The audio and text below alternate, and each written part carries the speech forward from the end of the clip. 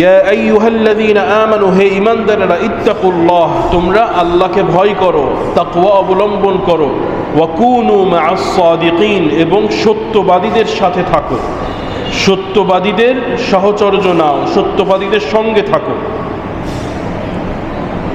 সত্যবাদীদের সাথে থাকলে কি হয়? যেটা এইমাত্র আমরা বললাম যে আমরা মিথ্যা বলা মহাপাপ, মিথ্যা বলা যাবে না, এই শিক্ষা বাস্তব জীবনে আমরা বাস্তবায়ন করতে শিখছি কিনা, শেখাতে পারছি কিনা, তার অনেকটাই কিন্তু নির্ভর করছে যে সে এই শিক্ষার বাস্তবায়ন শিখেছে কিনা।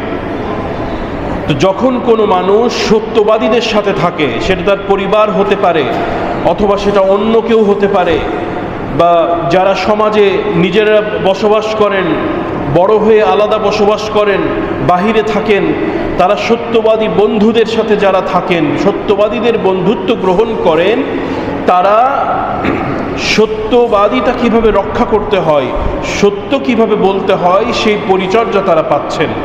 মিথ্যা থেকে কিভাবে বেঁচে থাকতে হয় সেই প্রশিক্ষণ, সেই চর্চা তারা চোখের সামনে দেখতে পাচ্ছেন, সাহস পাচ্ছেন যে আমিও সত্য বলে চলতে পারবো, আমাকে মিথ্যার আশ্রয় নেওয়ার প্রয়োজন নেই।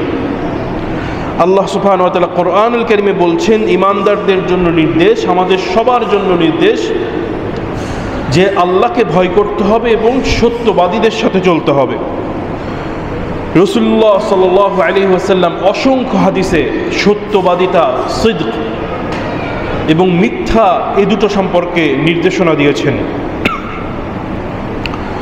এক হাদিসে নবী করিম সাল্লাল্লাহু আলাইহি ওয়াসাল্লাম বলছেন, আলাইকুম বিস-সিদক ফাইন্না আস-সিদকা ইয়াহদি ইলাল বির ওয়া ইন্নাল বিররা ইয়াহদি ইলাল জান্নাহ। তোমরা সত্যবাদী হও, সত্যকে আঁকড়ে ধরো, সত্য কথা বলো। সত্য কি করে? ইয়াহদি ইলাল বির, নেক কাজের দিকে এটা পথ প্রদর্শন করে, ধাবিত করে নিয়ে যায়। সত্যবাদিতা মানুষকে নেক কাজের দিকে ধাবিত করে নিয়ে যায়।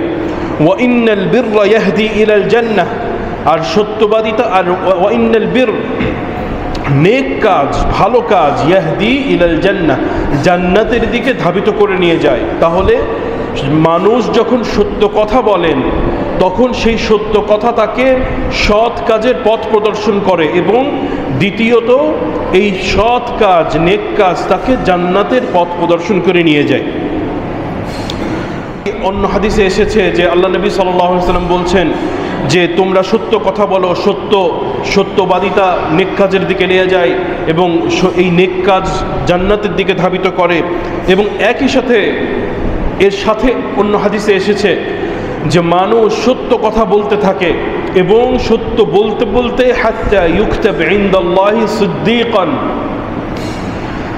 মানুষ সত্য কথা বলতে থাকেন, সত্য কথা বলতে বলতে আল্লাহ রব্বুল আলামিনের নিকট সত্যবাদী হিসাবে সে লিপিবদ্ধ হয়ে যায়। হাত্তা ইউকতাব ইনদাল্লাহি সিদ্দীক, আল্লাহর কাছে সে সত্যবাদী হিসাবে লিপিবদ্ধ হয়ে যান।